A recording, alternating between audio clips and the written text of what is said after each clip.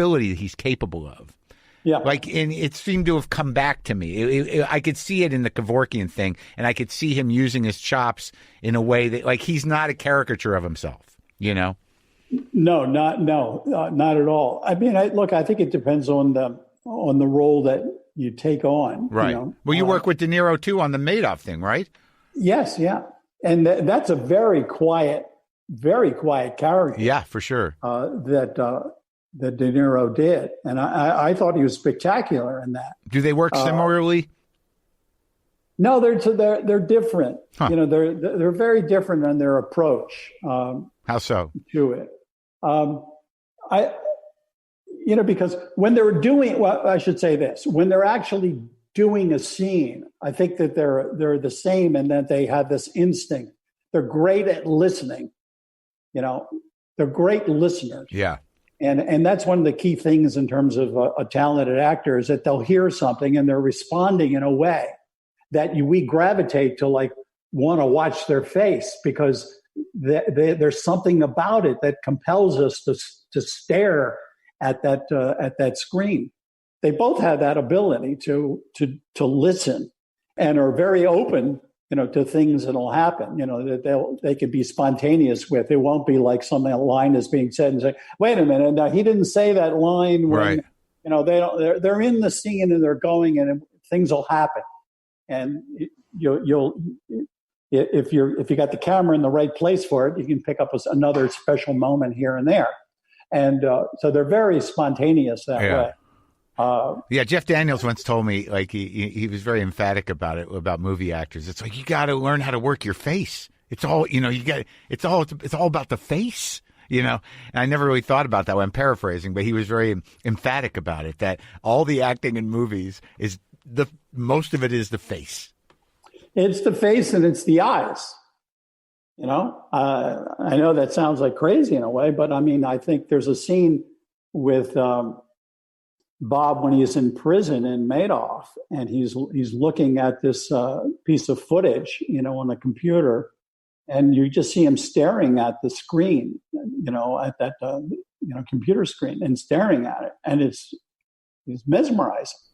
He's totally in it. You know? Yeah. And then on cut, it's not like he's staying in a character. Then it's like, cut, okay. And then he walks away. Yeah.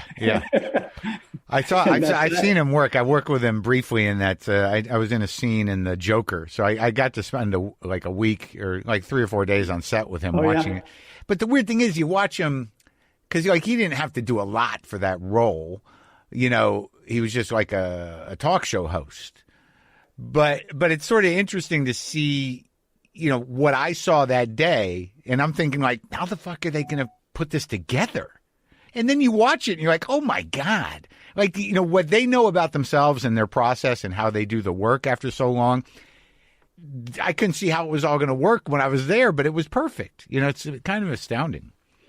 It is. I mean, it's a gift, you know, in the end of the day, there are these people that have this kind of gift and they know how to develop it. Yeah. And Paterno was great too. That's a difficult character. Now, were these 3 movies, or the Madoff, the Kevorkian, and Paterno, were they brought to you, or were those your ideas? They all came to me initially, and then ultimately I worked with the writers on, you know, developing it.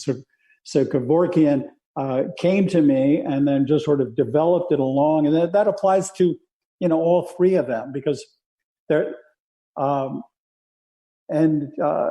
There's that process, because as you go along, you know, things are going to change and evolve, and then you have to figure out how best to create a moment or define a moment a little bit more, which is, you know, it's all part of the building process of doing a film. It's not like you can show up one afternoon and here's the script and you go shoot it.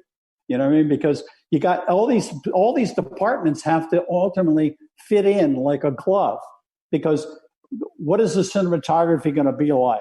How do you, what color palette are you working with? Yeah. What kind of architecture is going to be around it as well? Because all those things influence a given scene. It's like I said to someone one time that if you wrote a scene and it's supposed to be outside, you know, on a tree-lined street, and you're going to shoot it in a kitchen, you just can't move it to the kitchen and it's going to work. Sometimes you'll play around with it because, or you'll say, wouldn't it be better if we did it this way as opposed to that way? So there's all these variables that hopefully you get it right as you go along with the process. There's nothing mechanical about filmmaking. It requires a combination of elements that have to come together, and you got to get this unit functioning in a certain way to support the piece. Now, you've made a ton of movies. Some have done better than others. Do you look at? Are there movies that you've done where you're like, well, that one didn't quite come together? Here's the thing. I seldom watch films that I've done once I finished it. Yeah. So sometimes if I'm sitting, I'm switching channels and I start to watch for a minute and say, oh, I did that movie. And then immediately I switch to another channel. Why? I don't know how to watch it once it's done. Uh-huh. Because what am I doing? I'm just watching for just the entertainment value of it. It's like I did that. So just the idea. And also of your back. Memories tied up with that process are what they are. Yes, so you're not going to be able to. Things. Right. You're not going to be able to remove yourself from that. Like, I can't imagine you're watching one of your movies and there's a moment you're like, no, this fucking, that was a pain in the ass. That's, yeah, right. Yeah. That guy's. Like I went to a festival, it was a few years ago, and they wanted to show Rain Man at the festival. It was a big, big audience. And so I thought, you go there and et cetera, and they introduce you, et cetera, and then they're going to show the movie. And I said, well, then I'll sneak out. And the festival director said, no, you can't leave. You can't leave. I said, no, I don't want to stay and watch. And he said, well, you can.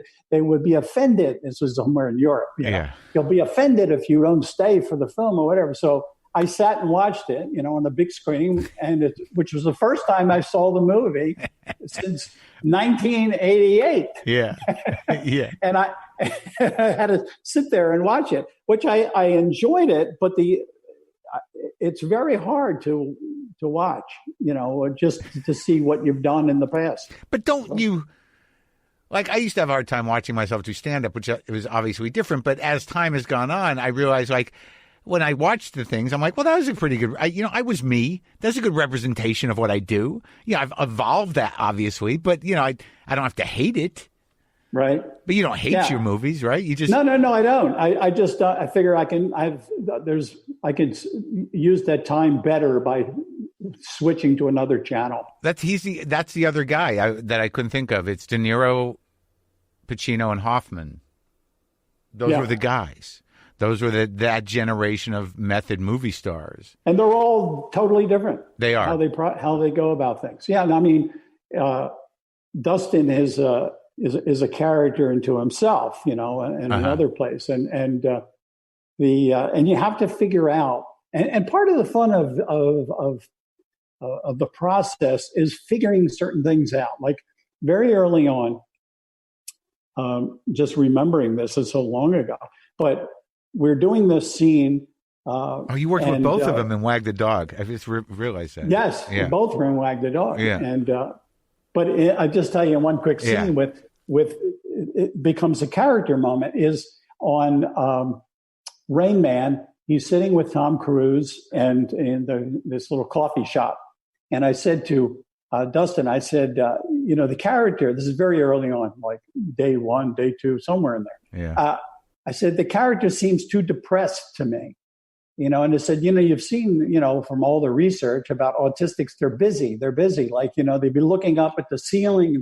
How many tiles, how many of this, they're looking, they're active. They're not just sitting depressed. He said, okay, all right. So now we got to do the take again. And now he's looking up, he's involved. Oh, it's doing great. Now Tom's talking to him. Ray, do you want to so-and-so? And he doesn't respond. Ray, do you want to? All right, cut. I said, Dustin, he's talking to you. You're supposed to say, you have to respond to him. He said, yeah, but I got so involved with the tiles and the ceiling that I wasn't paying attention to him. I said, well, I said, if you're going to do that, we're going to have a very serious problem with this movie. You have to be able to acknowledge him at some point in time, not right away, but you have to acknowledge him, but I got involved. And so if you watch the movie, I said, think of it this way: you're busy with the tiles and the ceiling, and you're counting them, etc. But you can hear him. You can hear him, so you can maybe just going, yeah, but you're busy, but yeah. And so when do we do that? Now we did it, and it was great, and that worked. And then if you ever watch the film, it's all through the film. Yeah, that's the device. Yeah. And that became a whole thing because he got so involved in whatever he was looking at that he was no longer in the scene. And so you have to find a way to. So that was those years are him coming back to reality. Yeah. You're holding him off. You don't want to pay attention until you really realize what it is he wants. Then it's like now. And he was able to integrate into the character because it made sense to him. Yeah. And so that was like the hook of the movie. That was the impression that people did.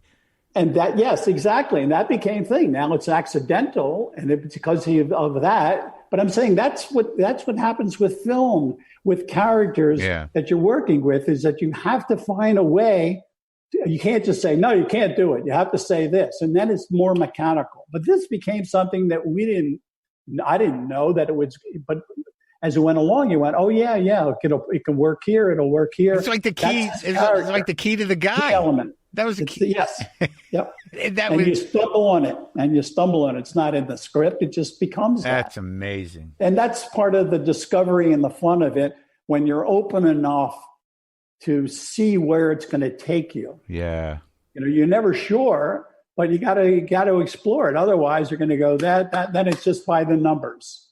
And in the end of the day, with a film, we respond to certain things about character. And that becomes so important. It's the character that carries the day. Yeah. And so that's what happened. But it's interesting that all those movies, all these moments, and at least in the few movies of yours that we, talked about in depth, where, at least in Diner and in Rain Man, and that these moments that become signature moments are exactly those Marty moments, really. Even in Justice for All, you sort of, what are you going to do, Marty? What do you want to do, Marty? And you can eat that? I'm not comfortable with the word nuance. Whatever it is, these are they would be passing moments, Yes. If they weren't. Exactly. Yeah. And then they become crucial, and that becomes what an audience ultimately connects to. Yeah. And even with Robin, the Good Morning Vietnam thing. Did that guy actually say it like that, or was that a Robin thing? Good morning, I'm not sure. Vietnam. I can't remember anymore. I don't know if he quite did it the same way, but I think he did, something in that ballpark. Yeah. I was just thinking about Chayefsky again. When was the last time you watched the movie Hospital? It's funny you said, because it's one of my favorite movies. It's amazing. That scene in the beginning about that he's dead. So and so's dead in the bed. Dr. And Schaefer. That's what do you mean he's dead? Yeah. He's so and so. That little run in the beginning of that film is extraordinary. Yeah, I just watched it again. It is one of the darkest satires that was made at that time. Yeah, because it is a satire, But it starts with that thing, so and so in room 103 and whatever, and he's dead, and that whole thing. What do you mean he's that whatever that run is? And I can't even paraphrase it right now. Dr. Schaefer, our Dr. Schaefer. And then George C. Scott comes in and finally saying something like, "Where do you train your nurses? At Dachau?" Yeah, Dachau. Yeah, priceless. Yeah, that movie I can watch over and over. When Chayefsky had moments in certain movies, it just the dialogue just shines in a way that is so amazing. Yeah, that's so character driven. Those kinds of moments. Even in Network, dude. The Ned Beatty monologue in Network is crazy. But again, that moment that grounds it, and the moment that he does that resonates with you, where Finch looks up at him and goes, "Why are you telling me this?" And he goes, "Because you're on TV, dummy." And then Finch is, "Oh." I've